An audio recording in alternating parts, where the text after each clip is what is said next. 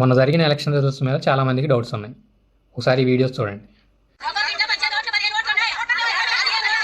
బాలకృష్ణ గారి కాన్స్టిట్యూన్సీలో 37 వార్డులో YCP councillor 2 సార్లు కూడా అతనే గెలిచాడు. ఆ వార్డులో వైసీపీ వచ్చి ఒక ఓటు. ఇది ఎలా సాధ్యం? వార్డు కౌన్సిలర్ ఫ్యామిలీ అయినా వేస్తారు కదా ఓట్లు.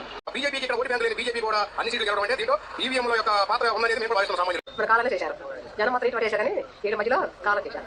వీళ్ళ కాలం కూడా చేశారు. అంత మెజారిటీ భారీగా మెజారిటీ అంటే అంత తేలిక విషయం కాదు. వీళ్ళ ముందు ఏం చేశారు? ఇంత భారీ మెజారిటీ వస్తుంది. జగన్ చేసి తప్పేంటి, వీళ్ళు చేసి ఒప్పేంటి? అంత ముందు ఏమైనా చేస్తుంటే ఈ అందుకని ఈ సైడ్ చేసి చేశారు అనొచ్చు. ఈ అంతా ఈ మాత్రం ఏదో తేడా తెలియదు కానీ లేకపోతే అంత తేలిక అయ్యేవారు కాదు. అలానే న్యూస్లో కూడా చెప్తున్నారు పోల్ అయిన ఓట్స్ కంటే కూడా కౌంట్ అయిన ఓట్స్ చాలా ఎక్కువ అని. పర్టికులర్లీ ఆంధ్ర, ఒరిస్సాలో అయితే లక్షల్లో తేడా ఉంది.